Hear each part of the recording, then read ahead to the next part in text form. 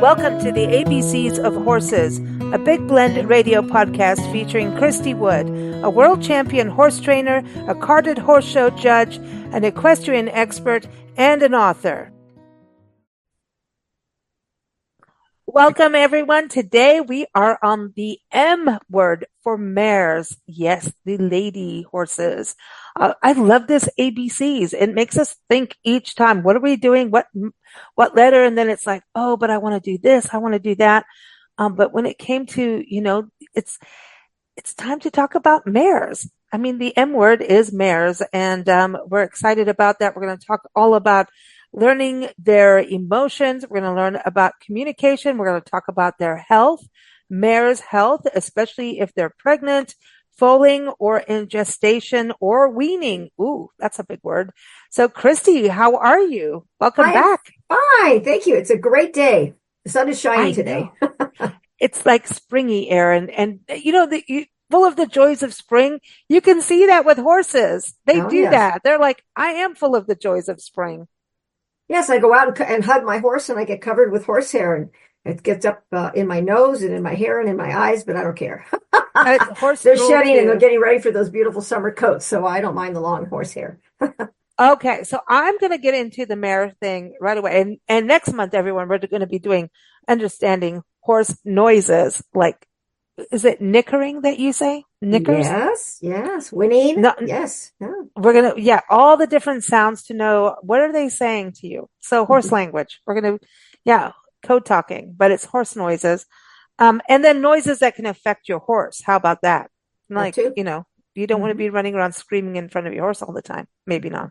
But let's talk about mares because we're talking about the female horse, and we can talk about gender on the show. I'm just saying the horse gender is an interesting thing because we need to look at the female horse, right? Fillies, foals. Oh my gosh! So there's colts, not colts are the boys, right? Fillies, foals, the same thing. I just got to go right to the basics before we jump off into mares, having babies. What is the filly foals? Let's start with terminology. That's why we're here to educate people. So the terminology in mares, actually when a foal is born, and I use the word foal because we won't know its gender for maybe a few minutes or even within to an hour or something, depending on how simple and how well the mare has foaled and delivered that baby. So in the general speaking is the first time we see a baby horse, we call it a foal. When we know the gender and it is a female horse, it's actually a filly. And a filly is the word we use for a female horse up to through the age of 3. When they turn 4, that's when their body is fully mature. Then we call them a mare. Oh, okay. Okay. So teenage years, almost filly. Like if we look at those kind of years, what would you say? Like if we say our teenage years, actually a teenage year to a horse's in horse probably life looking at, that's going to be a yearling because it's uneducated, kind of like a teenager is sort of uneducated till they get out of high school. So those are just called yearlings because they're a year old. Then we call them 2-year-olds because of the age that they're 2, 3-year-olds, and then a mature horse is a mare is considered a mare when she's 4 and over. And then we classify our horses as junior and senior horses, and a junior horse is a horse that's 5 and under. Okay. 4 and under. Sorry, 4 and under, and then 5 and over for a senior horse. Okay. And so now we understand where the fillies and the foals and the mares, now they're becoming that. Right. Does a mare have a different disposition? That's a good word. Remember I told you about one person who said that in the pet sitting thing, said that I have a good disposition. Remember that years ago when we started this podcast, and I always I still laugh about it. But you send me notes about mares and you use the word disposition. So I want to know what my disposition should be if I was a female horse. Well, let's go finish the definition. Because we want to include a little bit of talk a little bit about the boys here as well. Okay. So if everybody understands, I don't want to get shot in the foot here talking about anything political, but there are only 2 genders in horses. Okay. So I got to say that right off the bat. But we can change a few things on those genders depending on what we're doing. So let's just go back to the boys again. So the boys are, when they're born, a foal is born. It's a male horse. It is called a colt. Okay, and it stays a colt until it's 2 or 3 years of age, and he stays intact, which means he does have his testicles. Now that's his attitude will change a lot when he's born, and as he matures and the hormones start to develop, and even his physical attributes of the testicles develop. He's going to get a lot of sexual characteristics for a mature stallion. So it depends on what your plan is for that male horse. If you plan to get into breeding, and we'll talk about that on the mare side here, but there's reasons why and reasons why not to keep that horse a stallion. So what we do in order to train these horses that are not going to be stallions and to have a little bit safer and put them into another purpose of trail riding or being a lesson horse, we geld them. And gelding is a word that we use in the horse industry, and it means exactly the same thing as neutering. You neuter a dog or you neuter a cat, which for a male horse or a male cat or a male dog, and that is to remove the testicles, which means you're taking the hormones out of their system, and they basically become kind of even-tempered. Okay? But maybe not that day. Yeah, it takes a couple of months sometimes, depending how old the stallion was when you gelded him, for that testosterone to get out of the system. There's no doubt about that. But they're easily to train, more easily to train. They get more focused on obviously being a good riding companion, a show horse. Stallions are, if we talk about animals left in the wild, stallions have a band of mares, and their job is to breed those mares to produce more babies. And they're going to challenge any other stallion that comes into the pack, and they're going to fight with them and run them off because he wants to protect his mares. So if you all of a sudden bring that wild stallion out from the wild and put him in your paddock, he's still going to have a focus. His testosterone is still in his system, and his focus is going to be finding a mare that's in season so he can breed her. So I have shown stallions before, and it takes a lot of concentration, takes a lot of training to have a stallion well behaved. And let me tell you, they are scrutinized. We are tough on stallions being shown in any industry because they need to behave.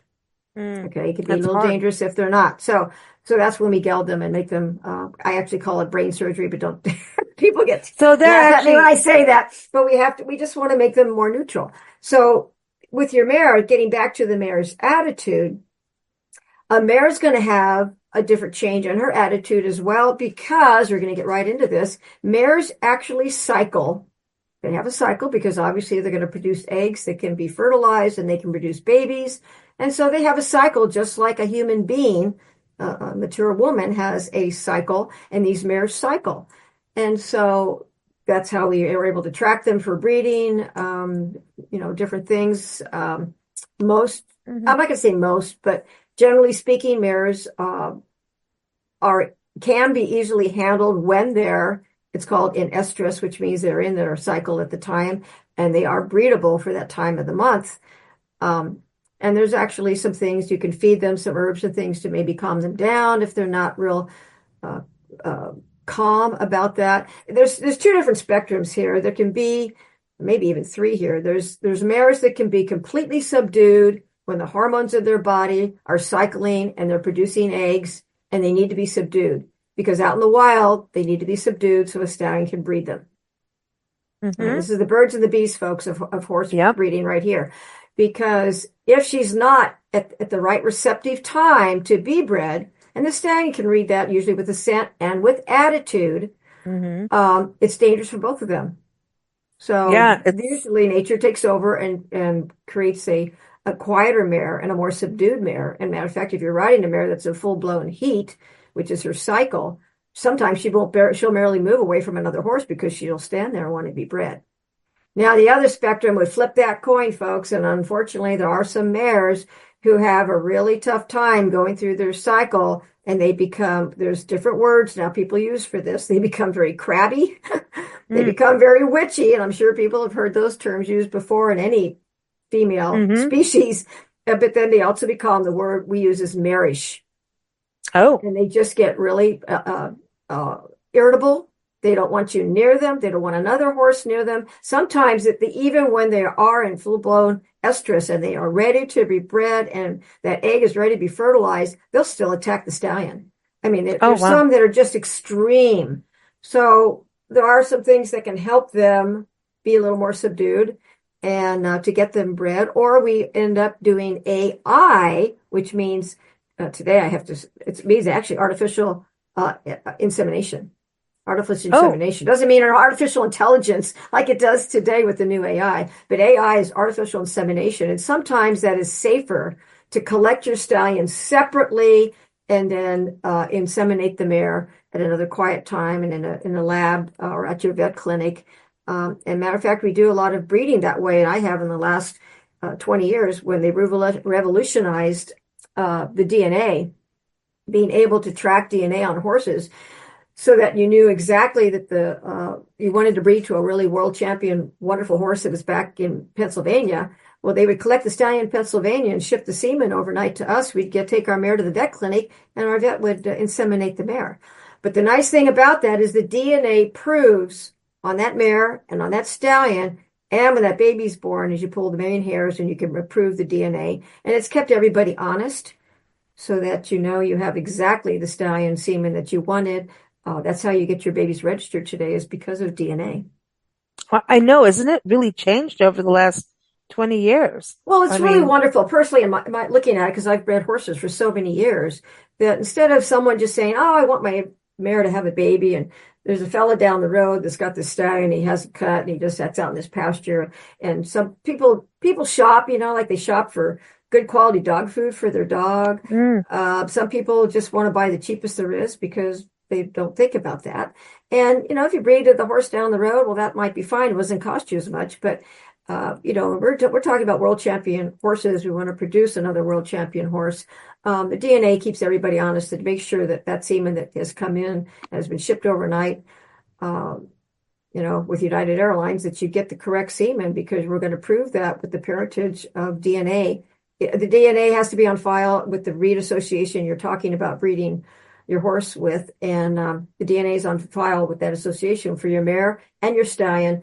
And then when that baby's born, we pull the little mane hairs out, send in his DNA, and it confirms who he is, and you'll get your registration papers. That's how it works today.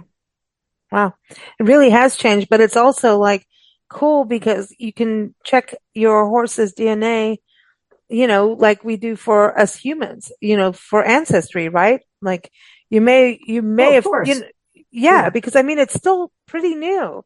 Like I said, 20 years ago, even, beyond that, obviously, it wasn't like that. Yeah, the DNA is new, but the parentage or the ancestry is not. We've had horses with registration papers since the early Sure. Well, I'm going to say 1938, because that was the year the Appaloosa Horse Club was established. The Appaloosa Horse Club was the first breed registry in the United States, and the Quarter Horse Association came along in 1942. So they established these breed associations for all these horses, all of our different breeds of quarters and paints, and Appaloosas and Arabians, so that we would have proof of the foundation breeding, the background of your horse as well. But the DNA has revolutionized everything in the last 20 years. Now, the good thing about the DNA also, we'll go on this rabbit trail just for a minute, is that not just proving that your horse is the correct horse because you ship some semen or even live covered that stallion.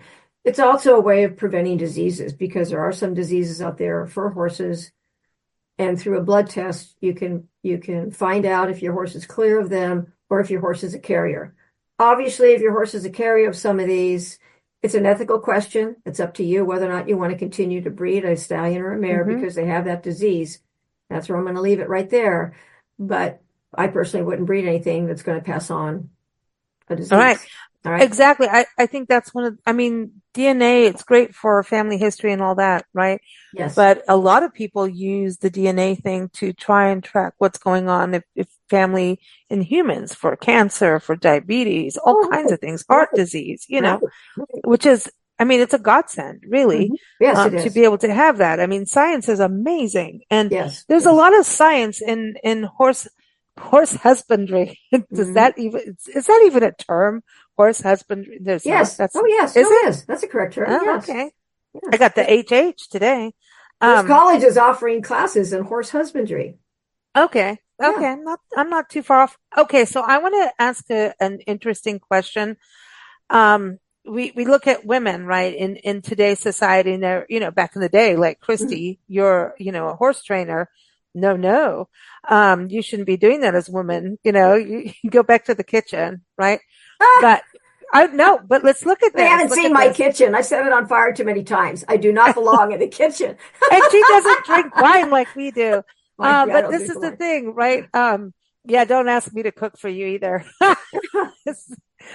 We need men for cooking. So, right. But anyway, are female horses in general, and I don't mean to generalize or upset any female horse here, but are there, when it comes to, like you were talking about, the Appaloosa horse, and I know you do the Chief Joseph trail ride. It's a 13-year, 10-day, progressive trail ride that spans 13 years. It's an amazing trail ride that follows the path of the Nez Perce as they were trying to escape the cavalry, the U.S. cavalry. And, I'm just going to say, Christy's got a book on it, y'all. All right. That people yes. should go and get. So, but so when you look at a horse going on a trail ride or show jumping or barrel racing in a rodeo or rounding up cattle herding, right? Mm-hmm. All these different things. And I know you're a world champion horse trainer. You take people on trail rides. You do all these different things that horses have been in war. Horses have helped, plow land. Horses have helped deliver beer. Thank you, Budweiser horses. Yeah. So like we could, the list of, at some point we need to do a show just dedicated to what horses have given human beings, right? But are female horses predisposed to specific activities that males aren't, and vice versa? Like, or is it just like this horse is just better breed, or this is just works better for this horse? I'm going to answer that real easily. I'm going to say no. The answer to that is no. I knew it, but I built it up pretty good. Because you can't, you don't want to label your mare because she's a mare. Every horse has an individual personality, and that's something that you also want to breed for if you're thinking about breeding, passing on the good traits. I don't think I'd want to breed that mare that's real witchy and crabby, and she just wants to kill that stallion every 21 days when she comes into cycling. She's going to be a handful to get shown, even maybe to get bred. It's just going to be difficult. So that's a disposition in that horse, and that sometimes follows bloodlines. That's why it's good to know those bloodlines. And I've stayed away from certain bloodlines because of the disposition of horses. So no, if you have a fabulous mare, and that's what's great about now this DNA, and I'll get into this in just a moment, but if that mare is out there winning in the cutting arena and winning hundreds of thousands of dollars for you in the show pen because she's that good, you don't want to have any downtime with this mare taking time off to have a foal and to raise it, because you're going to miss out on the opportunity of showing her. She's a money earner. The same thing. Here's my best example is on we didn't say the title of my book, by the way. It's Hoofprints Across Time, a trail ride to remember, about the 1,300-mile Chief Joseph trail ride. The horse I rode on that is a mare. She's still alive. Her name is Dollar. That's her stable name. And she's 28 years old right now. But every year that ride is the third week of July. So if I was to breed her, and what a wonderful mare would have been to have, I would have loved to have $10 more in my barn, but I couldn't sacrifice the downtime with her.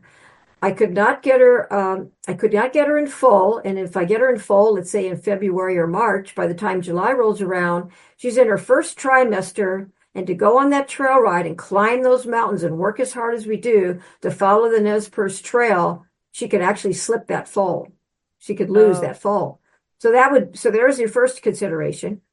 Let's say she makes it through that, or you want to breed late. And honestly, you really don't want to breed late. We like to breed earlier in the year so that when your foal is born in the spring, it has all year to grow and be ready, because it's going to be weaned in the fall and it needs to be strong enough and mature enough, at 8 or 9 months to be weaned from its mother. And we wean earlier than that. But the point of it is that baby will be strong enough then to get through winter.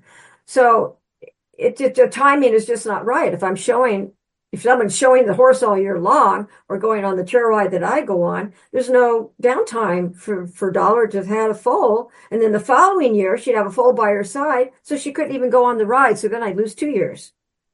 And there's just too much of a gamble for her to go through that. I don't want to put her through that pregnant, and I don't want to take that chance of her losing that foal. So no, so I made that choice a long time ago. It's kind of like myself. I made a choice a long time ago not to have kids because I'm on the road all the time, judging and showing.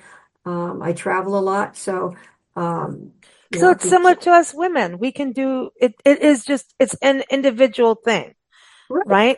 It's about each person's strength or not. I know some of the best car mechanics are women. I know women that serve in the military and gone to Afghanistan and, and don't mess with them, man. Well, we can do anything. The geldings can do anything and the male horses can do anything. Well, we talked about stallions a little while ago, but the mares can do anything they want to do. And actually, mares have different personalities as well. So there's always going to be a follower. And in the horse world, if they were out in the wild, we talked about that band of mares that the stallion is going to watch over because those are going to be his mares that he's going to breed. There'll be one stallion watching out over all those mares out in the wild. There's going to be one head mare that's going to be sort of second in command to the stallion. And she's going to keep an eye on her other ladies, all the ladies and all their foals, all the other mares. And they're the ones that will look up to this lead mare and follow her when the stallion falls behind to fight off the other stallions that want to come in and steal some of his mares. So there's always going to be a stronger personality mare. And that's Dollar. The horse that I rode on the Chief Joe was that behind every great man, there's a great woman. She was just fabulous and strong in her attitude, very independent, self-sufficient. Yeah. This mare was just amazing. And matter of fact, she was called on to get the ride out of a tough situation because we came across a huge bog on the trail up in Montana. Even the scouts' horses wouldn't cross this bog.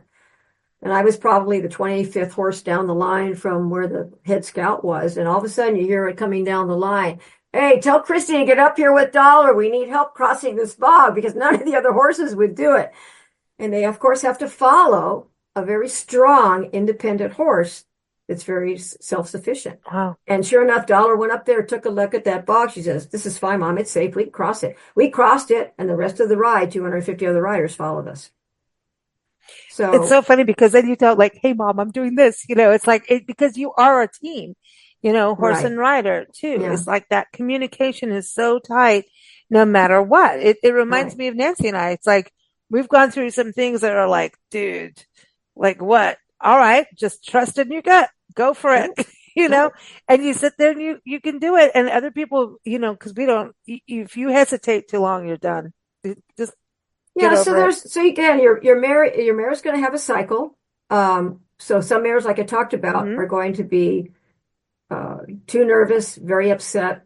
Their ovaries are releasing eggs. They get a little crabby. Sometimes their backs get a little sore because their ovaries are actually higher towards their backbone. So they cycle every 21 days in the breeding season, which is nature's way of saying they start to cycle usually when the daylight hours get longer. February and March, they start their cycle again, and then their cycle closes down September, October, so that they don't get bred in the wintertime. And it's nature's way of saying you really need to have your baby in the spring, so it's stronger by the end of the fall, so that when winter comes. I remember as a kid going, I wish I was, when I was of that age, going, I want a cycle that was only a few months compared, sometimes you think you wish you were a horse, I'm just saying, but these cycles are important. And they're very important. They're very important to read because here you are, have a mare that's a really talented mare and you've got a horse show coming up. Now, if you're tracking your mare cycle, you do it for many reasons. Obviously you track it if you're going to breed her, but you're also tracking it if you have a show schedule with her and you have something else coming up because you've got to realize, make sure you know who you're riding with. If you're riding with people that have stallions, that's going to be disruptive. Yeah, that's not good. This is going to drive the stallion crazy, and the mare is going to be upset. That shouldn't just don't do it. Like, yeah, Well, it's there's a lot of rules. Stallions are not, and that's another thing. Stallions aren't invited to go on trail rides like this or be in groups because they can misbehave, and you never know when a mare is going to cycle, and it's just going to could cause some problems. But if you're showing this mare, you need to know what her cycle is going to be. Now, if she has to work extra hard in that cutting pen or even going over jumps and over fences, and her cycle is coming up, you know that her back might be a little bit sore if she's ovulating. We definitely want a nice congenial attitude. so she has a sore back just like us women. Like, that's right. They can, not all of them, but they can. not all. Yes. Exactly. Yeah, Right. they So can. the same Yeah. symptoms. But Yeah. you want to have her focused. So if you have a show horse, you have a trail horse, you need them focused. So this is going to sound kind of funny, but we can actually give them some hormones in a liquid form that actually stops your cycle.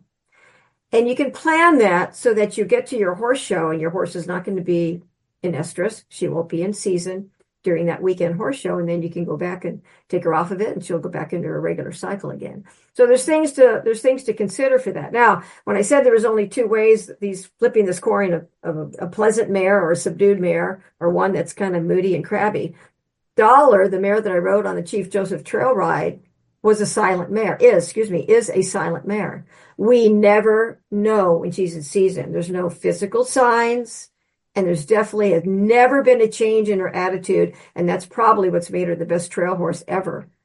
Is that I don't know if we've never palpated her to see if her ovaries are large or small or whatever's going on, or maybe she's missing one. I don't know, but she's always been a silent mare. You never know when she's in season. Even being teased to a stallion, she never shows. So she must have either lower hormone levels, just she's been that way. But it's been wonderful because I've never had to worry about it. Well, this is interesting talking about that with the cycles and the hormones and understanding it. Just like us women, there's, the age of it all, how long you have the cycle, when it happens, understanding the male side of things. And quite frankly, if you don't think that humans, I'm going to freak people out, but all living beings going through a cycle do have a scent and other animals know about it. Okay. Right. And I grew up in the bush in Africa, and I'll tell you, humans know. Okay. Yeah. It's freaked people out when I talk like this, but it's actually the truth. And when you look at this going from the animal side, and when you get into the world of animals, it becomes understanding biology, and it takes the stigma out of what we do as humans. This whole thing of girls being scared to buy tampons and all that stuff, this big shyness thing, I get it. But once you understand animals, this whole other world opens up to you. And so I just say, go hang around a horse at that time. But what's so interesting to me is I'm wondering if you're not tracking your mare, like if when you get a mare, you should be really aware of this, because if her back is if she's not, come on, we all know your back can be sore. You're going, why is she crabby Some of today? us have, I remember cramps, right? And, and all of that. Yeah. And the cramp thing sucks. Now because I'm wondering now, could people look at this like the horse is just not happy? Like you can tell something's up, and we forget maybe, she's a mare, she's going through this. If you're not on it, you just need to be aware of it. That's all. Yeah. You're just aware of it. If you're tracking, and not everybody has to track it. You go out and enjoy your horse. You've got a wonderful mare. There's so many people that don't track that. It's not important that you do, but I feel bad now. I'm like, oh my gosh, my horse might have just been crabby that day and I didn't even know it. I feel bad now. It's just more knowledge you have of wondering why, instead of spending a ton of money taking her to the vet. What's wrong with my horse? There are other visible signs there's a slight discharge that they'll have when they're in season. The urine actually concentrates a little bit more and leaves a little bit of a deeper yellow discharge. So you can see that physically on a horse as well. But that way you sort of know what's happening. I'm just saying, if you want to track it, you can. If not, enjoy your mare, but just know if she's a little sore that day and you touch her on her back, you could kind of wonder, maybe if it goes away in a couple of days, then that's probably your cycle. So would you even ride a horse at that time if she's sore on her back? Would you say, I wouldn't ride any horse. I wouldn't ride any horse that's sore on their back. There's a reason they're sore, and you need to give them a day off. It's or give I her a have to nice little ask these questions. liniment bath. I mean, Yeah. give her a nice, Yeah. take care of her.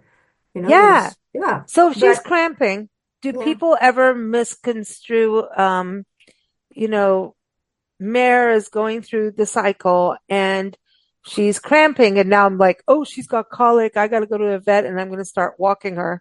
Like, and she's going, just leave me be. colic, and I don't know if we call it cramping, but obviously her body's feeling something going on, and what's happening is her ovaries are producing eggs and releasing them. So that's a big Mhm. hormone change. And the hormone change probably makes that area softer, and that's why her back is a little more sensitive.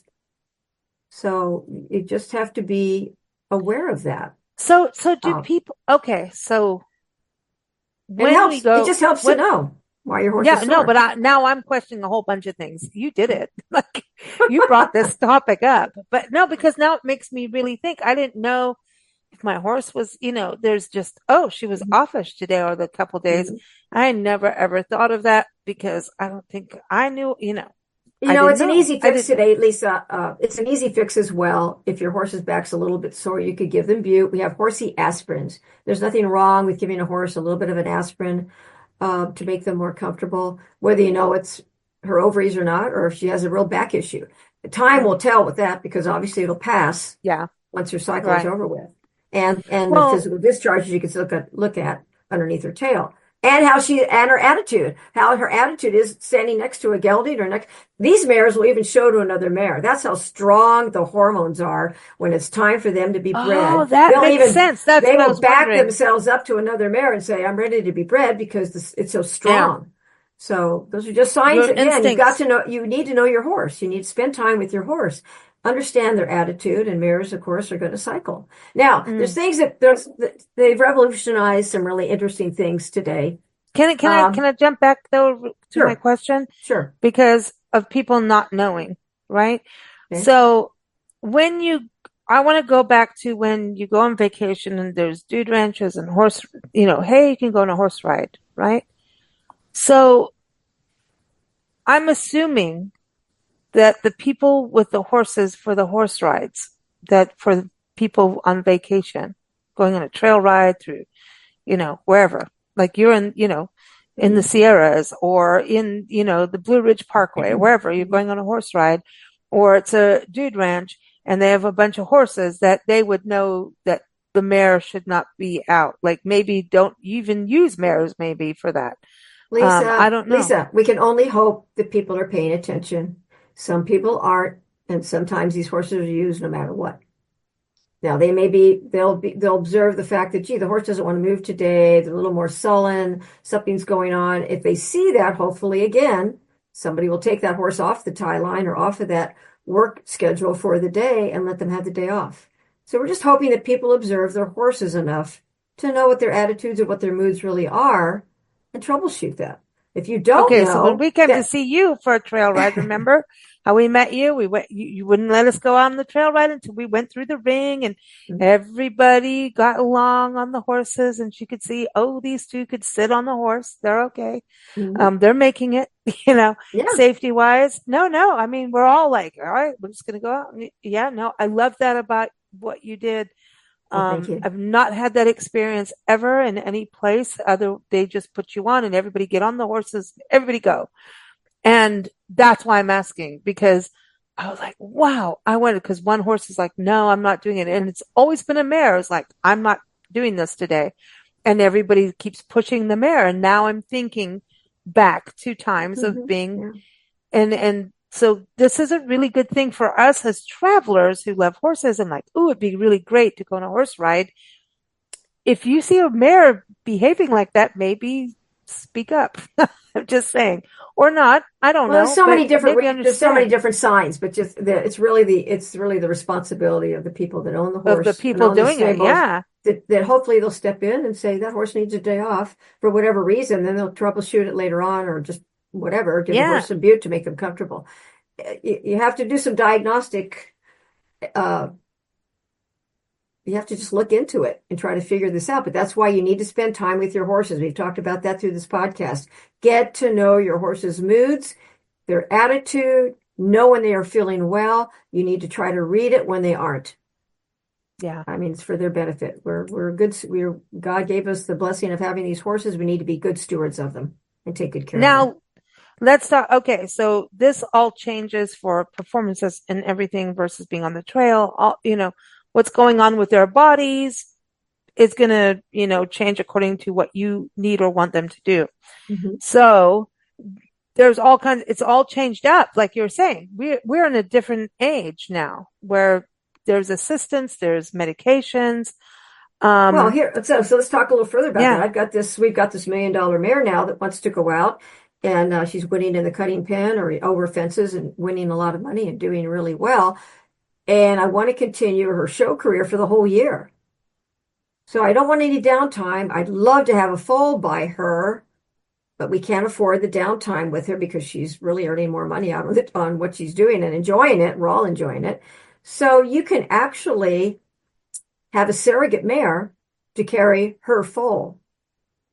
So it's called embryo transfer, and you will have a mare that will carry your championship mare's embryo for her. And that foal will still be registered as that is the mother, even though it's got a surrogate mother. So they're doing embryo transfer. It's a little more expensive now. My gosh, I think they're even trying to do sexing on the embryos to decide whether they want you on a filly or a colt. I haven't gotten that deep into it, but I heard that was kind of in the works. I don't know where that is at this point. But you can have a surrogate mare, but you've got to line that up as well. You've got to have a mare that's in season. So obviously the cervix is open enough to get her inseminated. And you collect your mare.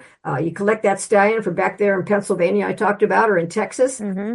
Put that little, all of it together in a petri dish. You've got yourself a fertilized egg, and then you artificially inseminate the surrogate mare. I'm so glad you didn't just say, when you said that you got a fertilized egg, and then I'm like, please don't say breakfast. Have breakfast. No. So now that mare can go on. That mare can go on and show all year, which is great. And then the surrogate mare will raise her foal for her. Wow. So it's and they're great. Cool with that. They're cool. They just don't know. They don't know. They're in season, and you can flush an egg pretty easily, and it's really wonderful what science can do today, and all the really wonderful vet clinics that they have. So why don't we talk a little bit about why we would even breed a mare? Yeah. Because I think that's important for people. Everybody thinks because you have a mare or because you have an intact male horse, oh, let's breed them and see what we get. That's probably the worst reason in the world, is just to say, I want to raise a baby. The reason we breed horses is hopefully to constantly improve what you have. If you've got a world champion mare that's talented, that's got a great disposition and correct conformation, which means bone structure and everything else, then my gosh, it'd be great to have another one just like her. But then you need to complement that with also a really great stallion that's proven himself by either performing himself, or his son and daughters have gone out and won lots of money or lots of championships because they're talented, they've got good dispositions, and they have correct conformation. So just to have a mare because it's a female horse doesn't mean it needs to have a baby just for your sake. Because I've seen a lot of horses that, aren't top quality. They've got some conformational flaws with the size of their hooves, or their legs aren't straight. Disposition is bad. Nobody's proven anything that they can go out and do. And my gosh, some of them haven't even been tested for these diseases. So you don't know what you've got just because you want to raise a foal. So it'd be really wiser to buy a foal that has good papers, good bloodlines, and all the things I just talked about, conformation and disposition. And then you can throw color in there too. Some people breed for color. So that not everybody should breed a mare just because she's a mare. That's what I'm trying to say. Same thing with a stallion. Same thing with a stallion. You're going to have your hands full keeping a horse around if you just want to breed him once a year and just get one foal, unless you are good at handling him and he's got impeccable bloodlines. And some stallions get injured being shown, and so they still can stand at stud, or, the race horses are really great. They go out and win the Kentucky Derby, and, there'll be people bringing mares to them because he's fast and he's good at what he does. But you want to perpetuate something a little better each time that you breed. You want to make it a little better all the time.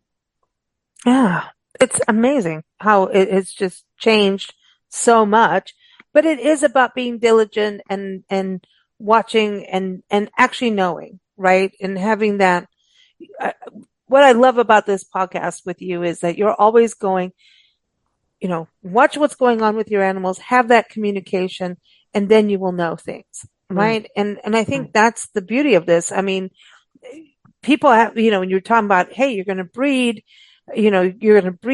what do you want?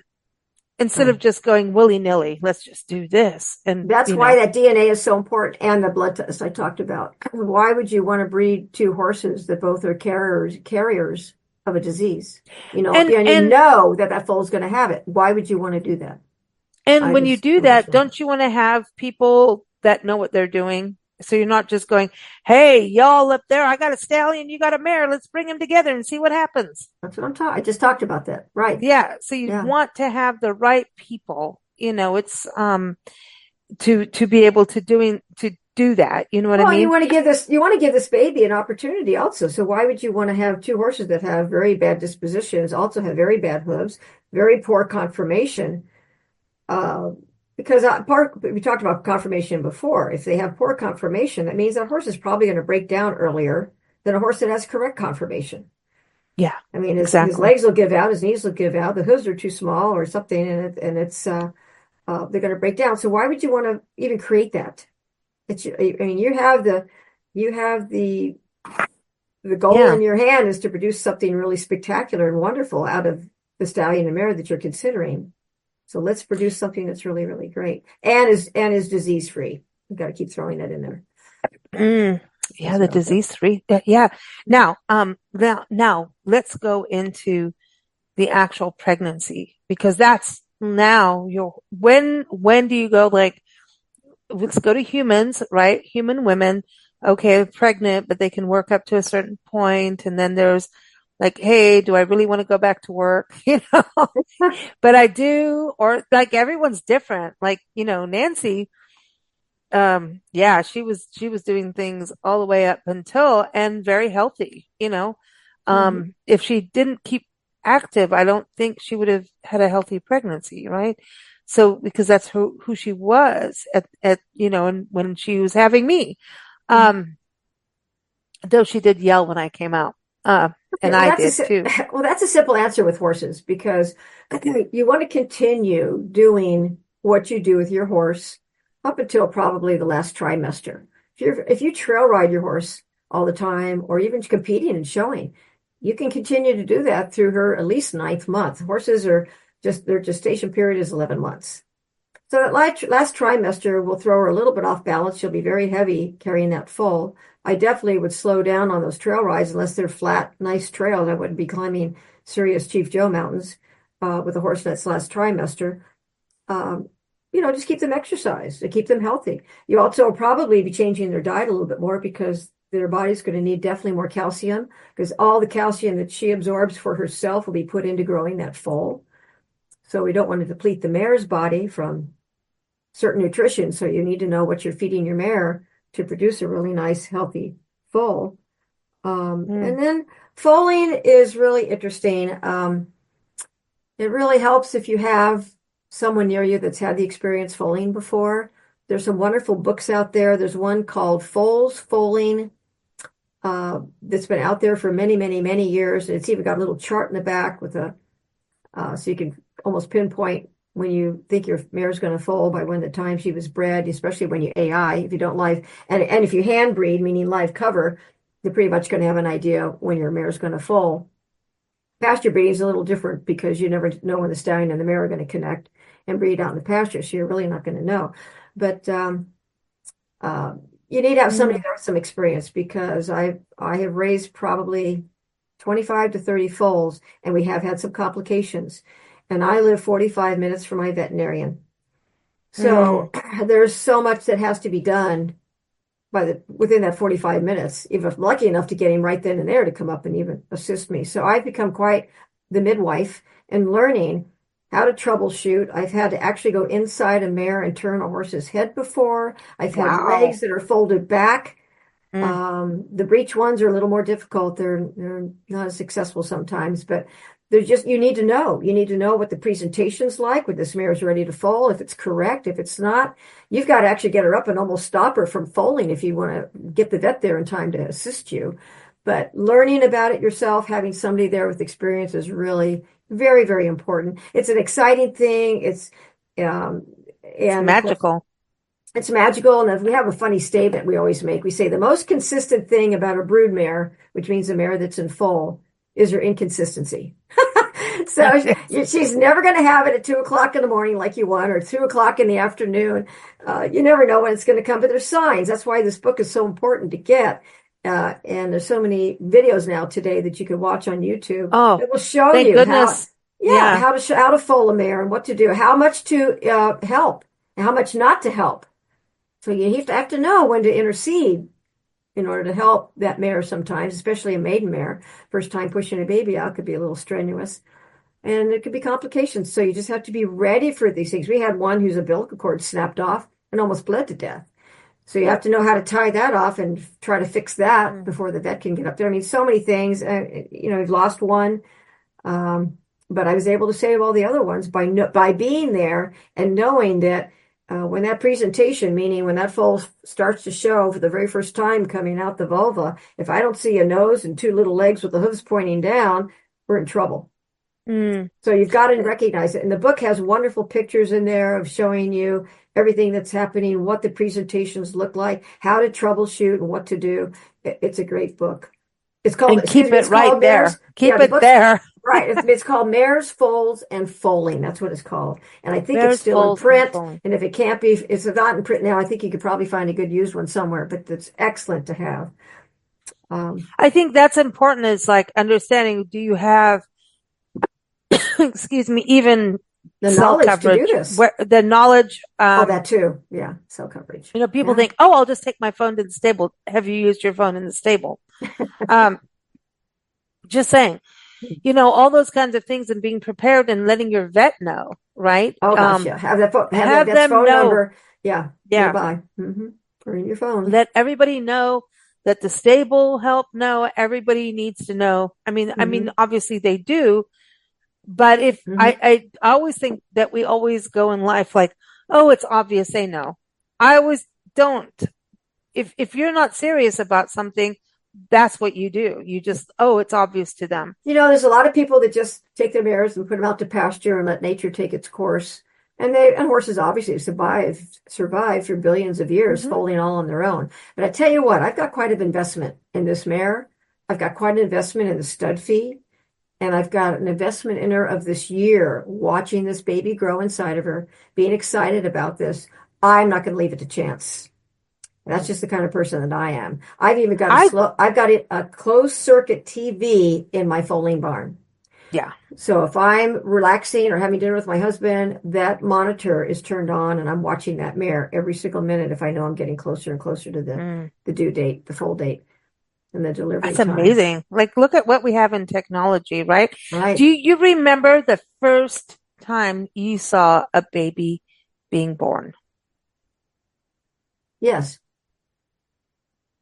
Isn't it amazing to you? It's beautiful and it's magical, and especially when you're breeding, I'll say, colored horses like Appaloosas. It's fun to be surprised about what comes out, but. Yeah, it's scary. It's scary. Scary. That's why you need to be prepared. You need to be ready. Just sit back and just watch. If the mare needs assistance, you need to know when and how much and what kind to give her. But you have to know when to restrain yourself. You just don't jump in and start pulling. You let nature help. So, nature will take care of it. If you need to assist, that you can assist. Now, I want to go back into some of our notes here. We talked about when the hormone sides of the cycles and everything, right? One thing we didn't touch on and I wanted to ask you about is light therapy, because I'm seeing that happening in so many places for so many things, right? So can you shed some light? Sure. Did I just say that? I did. I didn't even mean that. Oh, my Lisa, God. let me turn the switch on. And I'll talk about that one. So, so we talked about their cycles. So here's the plan. If I plan to breed a mare in the spring, I'm going to start in September and put her under lights, a 200-watt light bulb, and make sure that she has a solid 18 hours of daylight.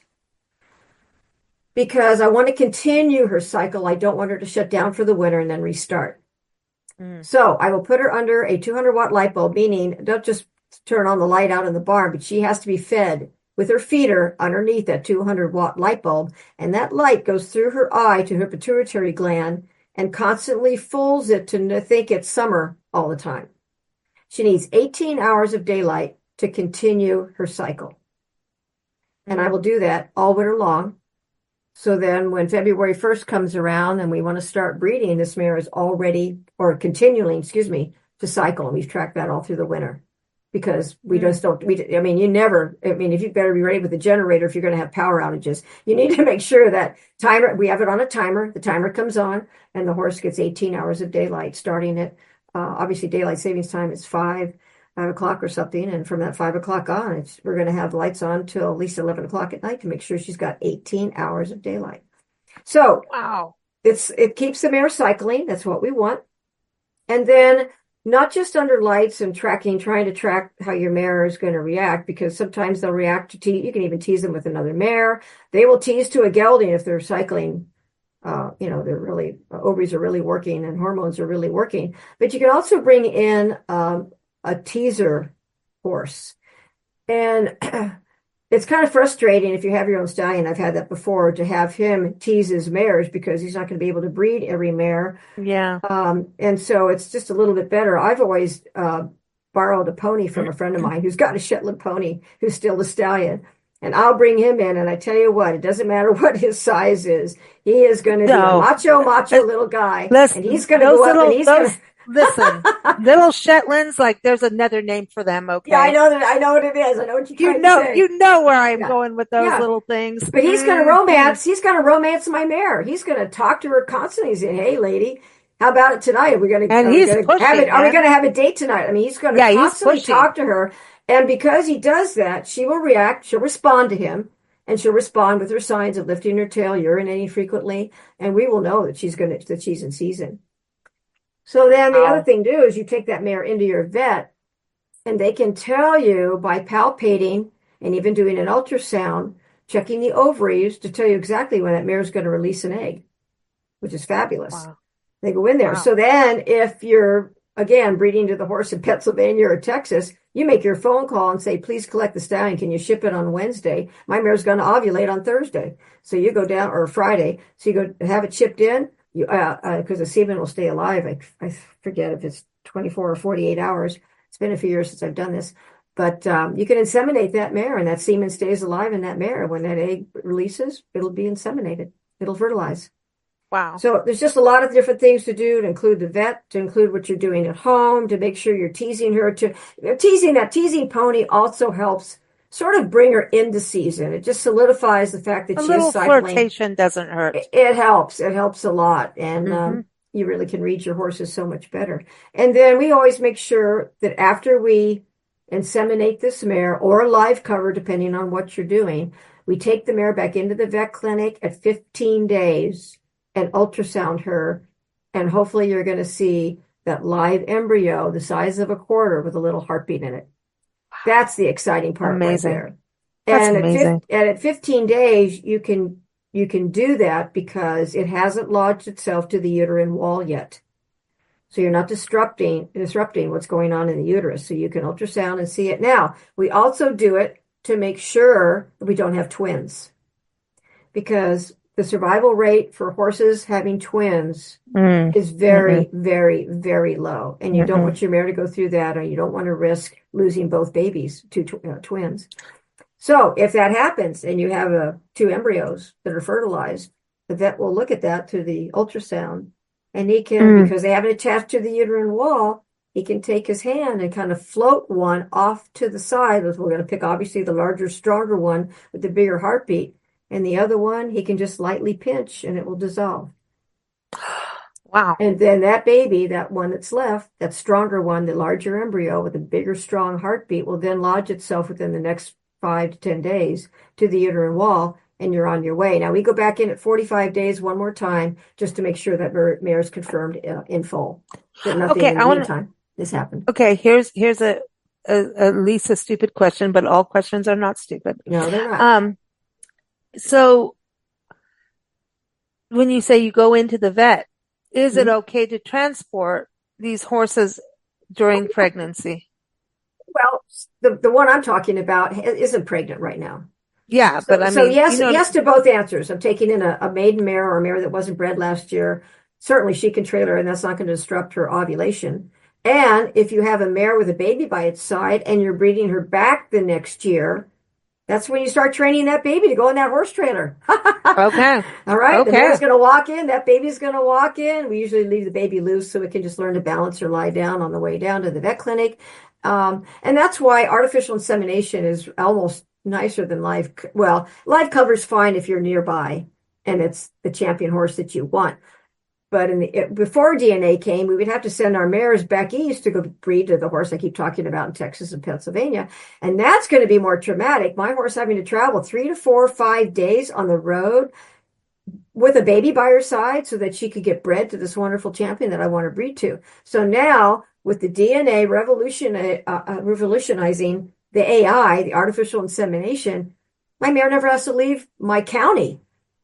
She gets a 30-minute trailer ride with me down to my vet clinic to get inseminated. It's wonderful. Wow. Absolutely wonderful. Amazing. Yeah. This is amazing. It's so interesting to hear. It has just changed so much. It has. And I love this. This has been an in-depth conversation. My gosh. I want to go into this real quick before we close off. I know you touched on things, but, so mama's got the baby and then the weaning situation happens. And that's a whole other deal. I almost feel like we should leave that to another time, but we can talk about that briefly. Please. Let's talk about that. Yeah. Weaning's going to be a little stressful for both the mare and the foal, probably more for the foal. But I've got a really wonderful process. The way that I wean is by just keeping, you slowly take the mare out maybe for an hour or two, from the foal, or just an hour maybe to ride in the arena. The foal's nearby so the foal can still see the mother, because a baby's just going to go crazy trying to jump a fence, getting close to mom. But you slowly take them apart a little bit, or even just take the mare outside the pen and let her graze. So the foal is all of a sudden realize mom's not nearby anymore. Gee, it's going to be a little different. But by the time you're weaning, also, we wean at a point where the foal is already eating solid food and grain. And honestly, they say that mother's milk peaks at 6 weeks, believe it or not. But I don't wean until either 3 or 4 months. I really want that foal to have a good start. Some people wean a little later, and that's entirely up to them if that's what they want to do. But I wean in a gradual process, and then I wean by keeping the mother and the foal next to each other so they can touch noses, but there is a safe fence between them. And it's usually a wire mesh that we use that's called horse panels. They're very, very tight. It's not like hog wire for pigs or goats or anything like that. It's a very, very safe fence. So they can still touch noses and console each other. The foal can see the mother. It's just that he can't nurse anymore. It's like, you can visit me on the weekend when I'm in college. Well, some mother will walk over and console him once in a while, and then you'll watch her. She'll actually walk away and go to her feeder, which is a distance away, but that foal can still see mom, and he'll probably run up and down the fence quite a bit. Make sure your fences are solid. They're high enough so he can't jump out over the fence, and he'll finally settle down and he'll get to eating and doing really great. So it's a gradual process. I take up to maybe 4 weeks or 6 weeks. It doesn't matter how long it takes. I want the foal and mom to be the less stressed, the better for both of them. Well, it's a thing. Yeah, they want to have contact, but there is a thing. I mean, even as humans, it's like at some point your kid's got to go to school, or you're homeschooling, and you still have to have them go to play dates. Right. They need to still go play outside. Yeah, but it's also about the feed. That foal still needs to be eating that solid food before you start with mom.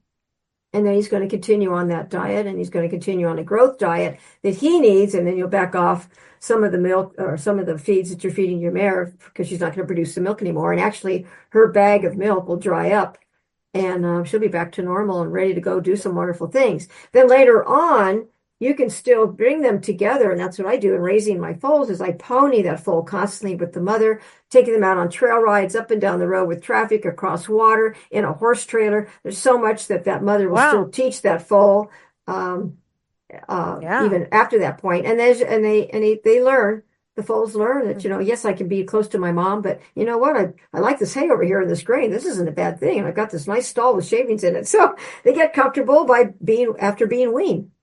And it's, so weaning is like, hey, mama wants a break from the weaning for sure, so that's you've got to think about the mom. She doesn't want to be doing that forever. That's painful. It's tiring. So the baby horse, off it goes. It goes, plays off, and the mom, is there like a time frame of when, like with puppies and kittens, it's like, okay, you can now take the baby and, it can go to a new home. And certainly mama has to stay behind. And that's a hard thing. Like, that's a hard thing. It won't be when that baby's fully weaned.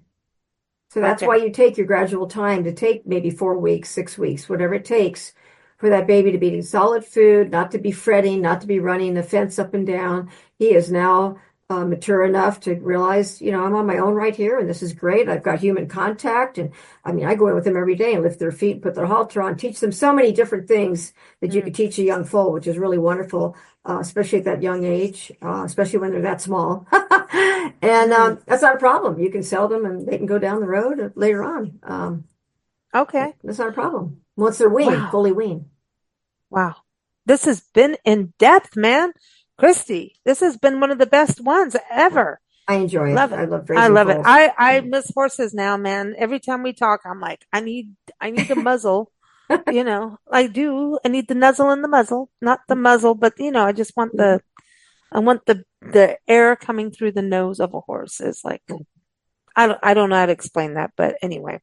Next month, everyone, we're going to talk about how to understand horse noises. And we didn't say what end they're going to come from. I'm just kidding. But come on, we can have some fun. We're going to talk about knickers, right? That's what you want to say? Knickers? Yeah, a knicker and a whinny. Uh-huh. A call. They whinny to call to each other. There's panic sounds that horses will make as well. And or threatening each other. Yeah. Follow the show, subscribe wherever you're listening. It could be on Alexa. I know that's where you listen, right? It's Podbean, Spotify, Apple, all those places, YouTube. Stay tuned, subscribe. Thank you for joining us, and happy giddy up time. That's what I want to say. Happy giddy up time. I know that doesn't make sense, but it does to me. Happy spring, everybody, and happy trails. Yes. Thank you for listening to Big Blend Radio's ABCs of Horses featuring Christy Wood. You can keep up with Christy and learn more about her services and her books by going to her website, wdnhorse.com. Keep up with Big Blend Radio at bigblendradio.com.